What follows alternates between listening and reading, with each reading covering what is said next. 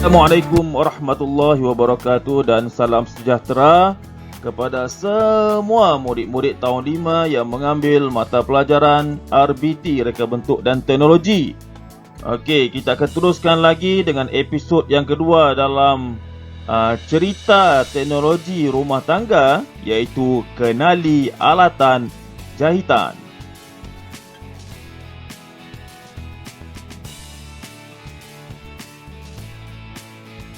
Objektif pembelajaran kita pada hari ini adalah kita nak belajar berkenaan dengan alatan jahitan sehinggalah kamu tahu nama-nama bagi setiap alatan jahitan, dan bukan setakat kamu tahu nama, malahan kamu dapat menerangkan berkenaan dengan fungsi alatan-alatan jahitan. Bukan setakat murid perempuan saja yang tahu berkenaan dengan alatan jahitan, malahan cikgu mahu semua murid-murid lelaki pun tahu nama dan fungsi-fungsi alatan jahitan.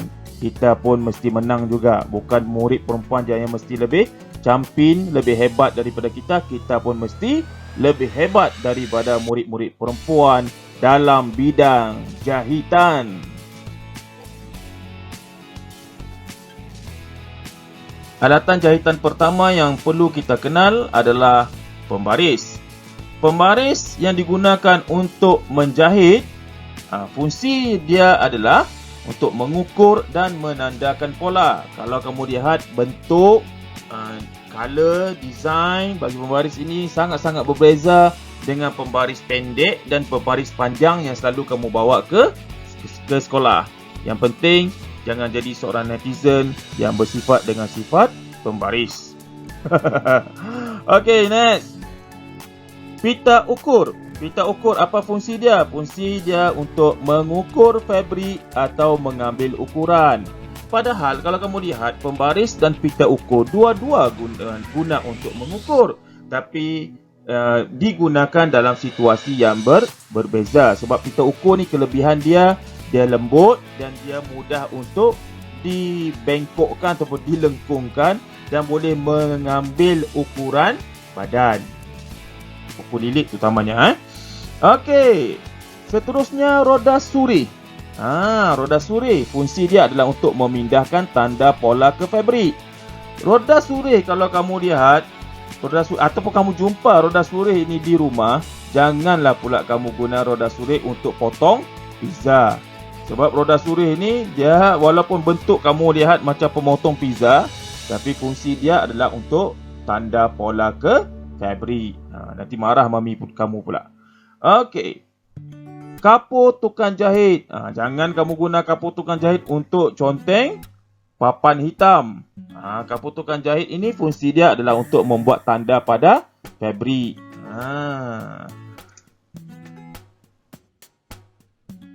Okey, kenali alat jahitan seterusnya. Alatan jahitan yang keempat adalah kertas karbon tukang jahit. Fungsi utama dia adalah untuk memindahkan tanda pola, garisan dan motif ke fabrik, dan dia mesti menggunakan alatan yang kita telah pelajari tadi, iaitu roda suri, bukan pemotong pizza. Okey, roda suri kita akan combine, kita akan gabung sekali dengan kertas karbon untuk pindahkan tanda pola, garisan dan motif. Jarum peniti. Jarum peniti, alatan jahitan seterusnya. Fungsi dia adalah untuk menyemat pola pada fabrik dan menetapkan dua atau lebih kepingan fabrik sebelum menjahit. Biasanya dua ataupun lebih kepingan fabrik ni kita nak jahit, tapi kalau kita nak pegang susah. Jadi kita guna jarum peniti untuk memegang dua ataupun lebih kepingan fabrik, dan kita boleh buat jahitan di atas dua kepingan fabrik tersebut untuk dicantumkan. Gunting fabrik. Gunting fabrik ni gunanya adalah untuk menggunting fabrik lah, menggunting kain. Gunting fabrik ni kalau ikut orang dulu-dulu lah, ibu, cikgu dulu pun marah juga kalau sekiranya kalau kita guna gunting fabrik untuk gunting kertas. Sebab apa? Sebab gunting fabrik ni bila kita guna untuk gunting kertas, dia akan jadi tumpul. Jadi kalau kita ada gunting fabrik, just kita guna untuk gunting fabrik yang di kain. Jangan guna untuk gunting kertas. Nanti mami kamu marah. Next, Gunting kertas. Yang ini barulah kamu guna untuk gunting kertas bagi membentuk pola. Alatan jahitan. Alatan jahitan seterusnya adalah mesin jahit mini. Mesin jahit mini ini fungsi dia adalah untuk menjahit fabrik dan dia menggunakan elektrik untuk berfungsi. Kalau tiada karen tak bolehlah. Mesin jahit tangan. Mesin jahit tangan digunakan untuk menjahit fabrik, tetapi yang special ni berkenaan dengan mesin jahit tangan ni, dia boleh digunakan secara manual macam stapler macam tu, dan dia tidak perlu menggunakan tenaga elektrik. Tenaga kita je lah. Jarum jahit tangan. Gunanya untuk menjahit fabrik. Tajam jangan guna untuk tikam-tikam kawan ke apakah. Tajam, sakit tu. Dan peretas jahitan. Peretas jahitan ni untuk meretas dan menanggalkan mata jahitan serta memotong lubang butang.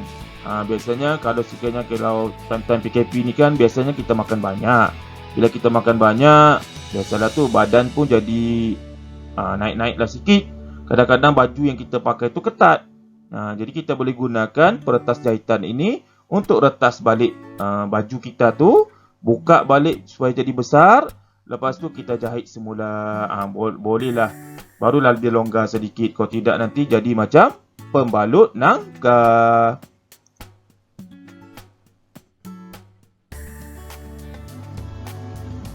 Seterusnya, jom kita belajar dengan abang ni berkenaan dengan alatan-alatan jahitan dan juga fungsi bagi setiap alatan jahitan. Assalamualaikum warahmatullahi wabarakatuh dan salam sejahtera. Baik, pada hari ini saya akan menunjukkan cara-cara kita memotong fabrik ataupun kita nak potong kain. Dan saya akan perkenalkan alatan-alatan menjahit ataupun alatan untuk kita memotong fabrik ini. Dan sudah semestinya untuk memotong fabrik kita akan menggunakan gunting fabrik. Okey. Jangan sesekali kita gunakan gunting biasa ataupun gunting kertas, sebab dia ramai murid-murid ataupun pelajar yang untuk memotong fabrik mereka menggunakan gunting biasa. Ya, memang gunting biasa boleh memotong fabrik. Tetapi untuk kerja-kerja memotong fabrik, bagi kerja-kerja menjahit, kita perlu menggunakan alatan menjahit. So kita perlu gunakan gunting fabrik. Baik, untuk menggunakan gunting fabrik, cara menggunakan dia, lagi satu sebelum kita nak gunakan dia, pastikan gunting yang kita gunakan ini adalah gunting yang tajam lah. Dan untuk menggunakan gunting fabrik ni, kalau kita perhatikan ada dua bahagian pemegang. Satu bahagian bulatan yang kecil, satu lagi bahagian bawah tu bulatan yang besar lah. So untuk bulatan yang kecil kita gunakan untuk masukkan ibu jari, dan bahagian bawah tu kita masukkan jari-jari yang lain lah, 2 ataupun 3 yang jari yang lain, ataupun mengikut kesesuaian kita. Okay? Mengikut kesesuaian ataupun keselesaan kita semasa menjahit nanti. Baik, so untuk memotong fabrik, di sini saya telah sediakan satu fabrik. Okey, fabrik ni. Dan fabrik ni sebenarnya saya telah tanda, kalau kita perhatikan di sini dah ada satu garisan yang lurus, dan sebenarnya tanda ataupun garisan ini telah saya gunakan kapur tukang jahit. Untuk menanda pada fabrik, pastikan kita menggunakan kapur tukang jahit. Jangan kita gunakan pensel ataupun pen penanda untuk menanda pada fabrik. Begitu juga untuk mengukur dan menanda, Contohnya untuk mengukur, tadi saya buat garisan lurus, saya menggunakan pembaris tukang jahit. Okay, jangan gunakan pembaris biasa, sebab sekarang kita dalam proses menjahit. Pastikan segala alatan-alatan yang kita gunakan ialah alatan-alatan untuk menjahit. Baik, so sekarang saya akan tunjukkan cara memotong fabrik ini. Baik, perkara pertama yang kita kena buat sebelum kita memotong ialah kita perlu hamparkan kain ini di atas meja ataupun di atas pelapis ataupun pemotong, Jadi untuk memotong fabrik, kita letak di atas meja macam ini dan barulah kita potong. jangan sesekali ataupun kita buat kesalahan ataupun kesilapan, sebab ada yang memotong dengan cara mengangkat fabrik macam ini dan kemudian dia potong. Ini adalah kaedah yang kurang tepat. Sepatutnya untuk memotong, pastikan fabrik tadi kita hamparkan pada meja, okey, rata pada permukaan meja, barulah kita mula memotong. Okey, so caranya ialah kita angkat sedikit hujung kain, kemudian kita mulakan memotong di sepanjang garisan yang kita buat sebentar tadi. Okey, sehinggalah selesai. Sebenarnya bagi gunting yang tajam, untuk memotong satu garisan yang lurus, dan kita boleh tolak saja gunting itu ke depan, okey, sehingga putus. Ataupun kita potong seperti biasalah, tetapi yang penting kita jangan angkat gunting tu. Pastikan gunting tu sentiasa berada di atas meja. Baik, so kita potong sehinggalah dia putus. Baik, so dan kita pun telah putus. Baik, kenapa kita tak boleh mengangkat kain seperti ini semasa memotong? Okay, sebenarnya apabila kita mengangkat kain, kadang-kadang kain yang kita potong tadi akan bahagian kemasan tepi potongan tadi jadi tidak rata ataupun tidak cantik ataupun jadi seperti bergerigi. So sebab itulah sebaiknya ataupun kaedah yang betul, kita memotong dengan kaedah seperti yang saya tunjukkan tadilah. Okay, kita letak gunting di atas meja, kemudian kita potong di atas meja, bukan dengan kaedah mengangkat seperti ini. Okey, so saya harap perkongsian saya pada hari ini dapat memberi manfaat kepada anda semua, murid-murid, pelajar-pelajar yang sedang mengikuti pelajaran dalam topik jahitan kita pada kali ini. Sekian sahaja perkongsian saya pada hari ini. Kita akan, insya-Allah kita akan jumpa lagi lain kali. Sekian sahaja. Assalamualaikum warahmatullahi wabarakatuh.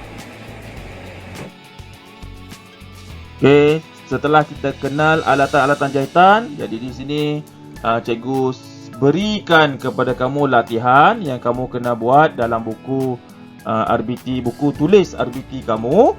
Kamu buat jadual ini, lepas tu sekali dengan lukis gambar dia, berikan apakah nama bagi setiap alatan jahitan serta fungsi dia. Okey, kita lihat pada yang pertama. Okey, yang pertama ni apalah alatan jahitan dia, bagi nama dan fungsi dia. Kamu dengar dulu, kalau kamu tak ingat, dengar balik video cikgu tadi yang sebelum ni. Okey, di depan tadi kamu pergi drag balik, pergi tengok balik semula. Lepas tu kamu barulah kamu tulis nama dan fungsi. Ini jadual yang kedua.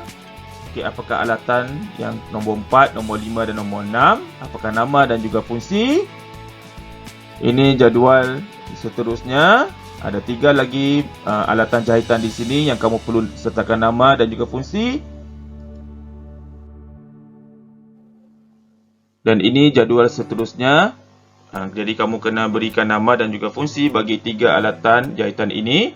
Dan cikgu rasa sampai di sini sajalah video pembelajaran episod kenali alatan jahitan untuk minggu ini. Dan cikgu akhiri pengajaran cikgu pada hari ini dengan pantun. Dengar ya. Pergi ke kedai membeli santan, santan dibeli terasa pahit. Kalau tak kenal alatan jahitan, mana mungkin boleh kita menjahit? Jadi, jawab. Jadi sampai di sini sajalah video cikgu. Kita jumpa lagi pada pembelajaran kelas kita pada minggu depan. Assalamualaikum warahmatullahi wabarakatuh. Bye bye. Ciao.